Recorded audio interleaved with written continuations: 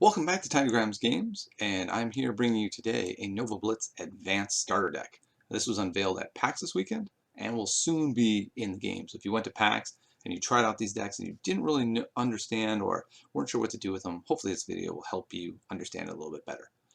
So the deck I'm going to look at today is called Magic Armor, and essentially it showcases two of the many aspects of Nova Blitz which are interesting. On the one hand, there is quite a bit of armored units. So we have cards like Enchanted Armor, Shield Force, the Shield Caster Mech, which is giving other people armor, the Artillery Mech, which is actually really good despite having armor, well, in addition to having armor. Uh, and what this deck does is two things. Armor is great because it absorbs blows, and each blow gets absorbed by two, not just once per turn. But then, almost more importantly for this deck, there's a combo, Tactical Nuke. And this basically destroys all units without armor. So you have, 3 armored units out. Your opponent has a whole board of massive angels, and it looks like death is certain for you. And all of a sudden you throw down Tactical Nuke, your opponent cries, and you go on to win the game. Now you might look at this and say, excuse me, Tactical Nuke costs 7. Won't I be dead by then? And this brings us to the other aspect of this deck, the magic aspect. And it contains one of my very favorite cards in the game, and that is Circle of Power. And essentially what Circle of Power does is it reduces the cost of every card in your deck. All your powers, not just your hand, but all of them in your deck. So when you draw them, if you were to play 4 of this, and then you were to draw a Tactical Nuke would only cost 3. And it also has another guy which helps with this, Spellweaver. All your powers cost 2 less now. So let's say you play 2 Circles of Power, you have a Spellweaver on the board, all of your spells are 4 less. This allows your Tactical Nuke to cost 3. It allows you to cast really great spells like Drain Life, which is either doing direct damage to your opponent and healing you, killing their most valuable guy. It also has a whole bunch of removal spells. So we have Assassinate, killing most of the mid-range guys. You have Brutalize, killing a bunch of people. Electrocute, stalling their early game. And then it has some draw. It has Secret Cache, which gives you more of these great spells that you've already reduced. And it has Hollow Globe, again, drawing new cards. And now the biggest trick of the deck is Mirror Image. So you've reduced all these cards, you have your Spellweaver out, and now you can pick any unit and copy it twice. Now, let me be very clear on this. It is any unit. It's not your units necessarily. Our units are not that big and beefy. Our highest cost guy is 5. To be perfectly honest, I barely ever use this to copy my own units. I wait and bide my time for when my opponent plays that big monster, and then I make 2 of them. I use one to kill his monster, and the other one to wreck his face. So let's go ahead and take a gander at this deck in action.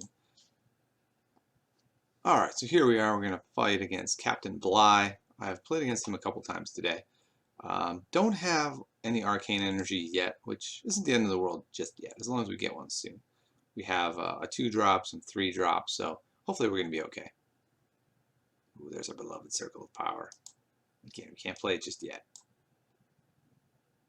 This guy's really annoying. You can't block him or you die.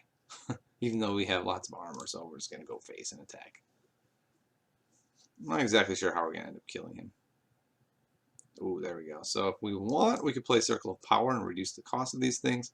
I really don't think we will. He's really frustrating. So we're in a bit of a bind here where he's getting more draw every turn. If we can't neutralize that with, say, a Brutalize next turn, we could be in a lot of trouble. We may have to end up Drain Lifing on him, which is really not ideal, but it may be where we end up going. Alright, so we got our Circle of Power, everything's last. We might, he has 2 of them now. Oh, dear Lord. Alright, we need to hope that he is foolish and attacks with at least one of them. I don't think he will. I think he's just going to sit there, go late game, and crush us with his superior draw. And it looks like that is what he's going to do. Alright, but we can't assassinate one, which is something. We're going to wait and see to make sure he doesn't drop anything really amazing. There's really no reason to rush. As you probably noticed already, cards you play in the first half become active the turn they're played. They have haste, charge, whatever you want to call it. In the second half, they do not. But we're not playing a guy anyway, so we can afford to wait. Ooh, we played a Secret Cache. Oh, and he bounced it back to hand. Well played, sir. So again, we're racing, but we're racing in a tough spot where his end game is probably going to be better than ours. We do have a drain life though for this Magus, so we will finally be able to get rid of everything. And tactical nuke is lurking on the horizon. Can we wait? Or do you need to kill that Magus now? I think we probably need to kill the Magus now, unfortunately. Plate of power, gave him a guy. I believe next turn we're just going to end up playing the tactical nuke anyway. So, that is assuming we draw an energy, which we very well may not. Interesting. Okay, so we'll see what he gets here. Circle of power is nice. It's not going to get us quite where we want to go. It's also going to make him guys. I think instead we're going to play some dudes here. Or a dude, that is. Oh, and he just gets bounced. Alright, circle it is. That way we're guaranteed now to play nuke next turn. I think now we've moved into a blocking phase. I guess that was not a great block, actually. It didn't gain as much. Probably should have just attacked with them. Okay. Yeah, it looks like tactical nuke is going to be our play here. We're just going to wait until the very, very end of the turn. See if we can lure him into playing anything else. He's got that big mid of cards. Basically, if he doesn't play anything else, we probably are in big trouble. If we can get him to play something else, we just might be able to, trap a couple more cards and whittle down this card advantage a little bit. Doesn't look good for us though. So we're going to nuke here. He ends up with a guy out of the nuke. It can't attack because we waited. So that's good. So let's see what we can get here. We do have drain life to do 6 to face if we really desperately need it in the end. And we still have our mirror image. So now it's online. If people play Mech Dragon, which is amazing, we'd be able to copy it. Question is, do we want to copy this to Quantimus twice? I think we do. Get it in on time. That was really strong. I think we are going to go face. It's going to kill the zombie if he lives to the end of the turn, which he does. We will be able to play Drain Life to gain some of this health back. We may end up being okay here. I think we will just Drain Life on his Dequanimus.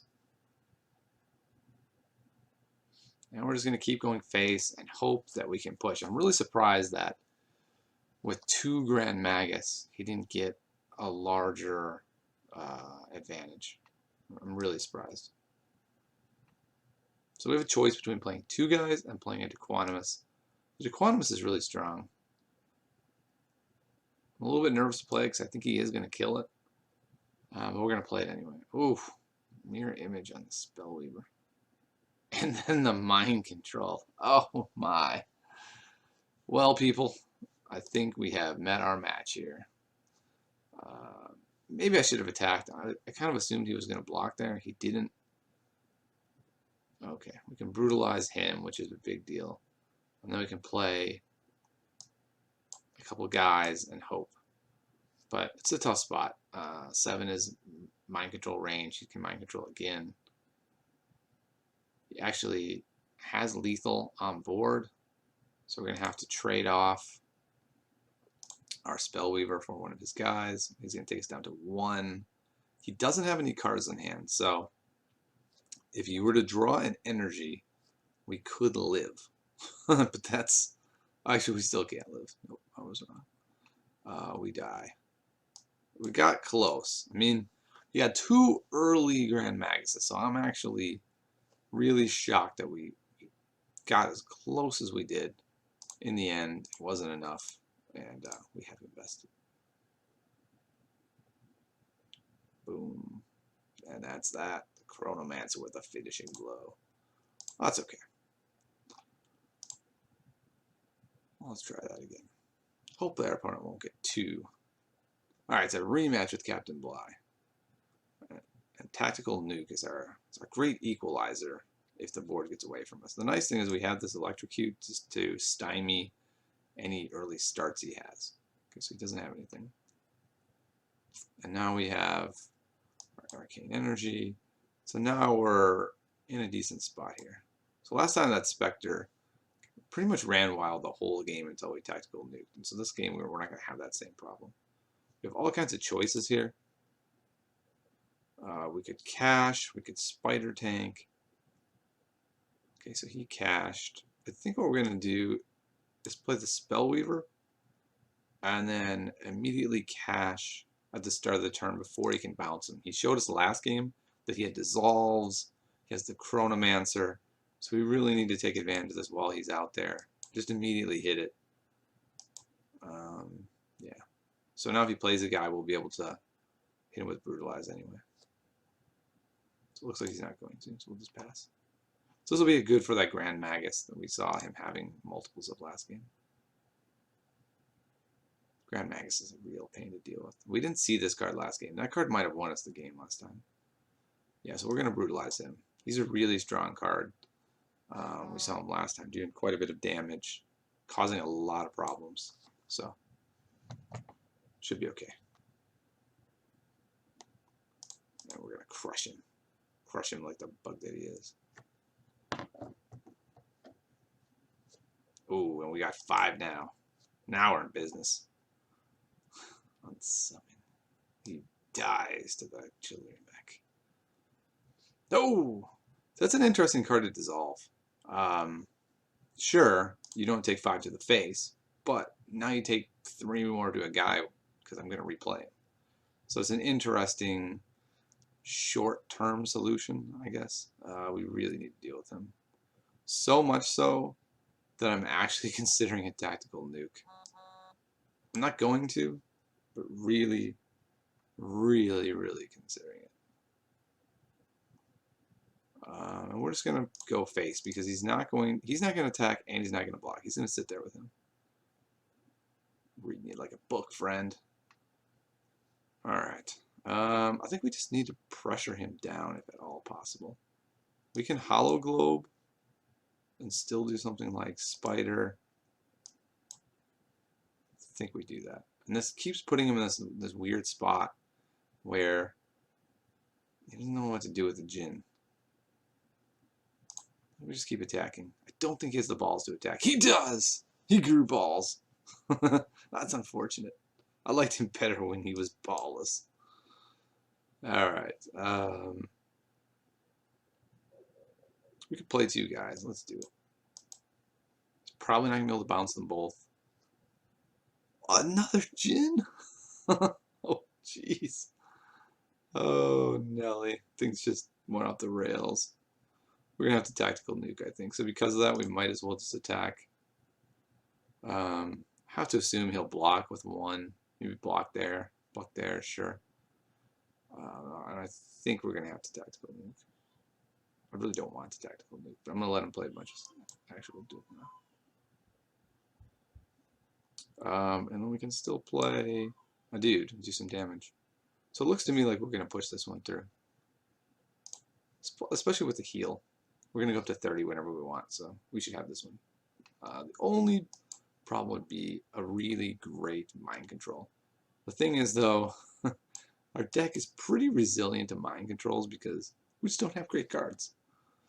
We have a different strategy of playing a lot of decent cards rather than the big bomb character that's going to win the game instantly. So we didn't give him fodder for his mind control.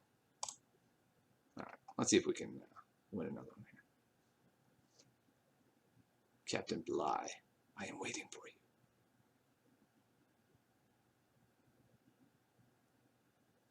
you. And it is Captain Bligh again, in fact. We have a very interesting early game. There's some choices. Looks like we have another rematch on our hands. I don't think he had time to do many adjustments in between games. I think we probably want to play the Shield Force. I love Circle of Power, don't get me wrong. We will definitely be playing it soon. Just not quite yet.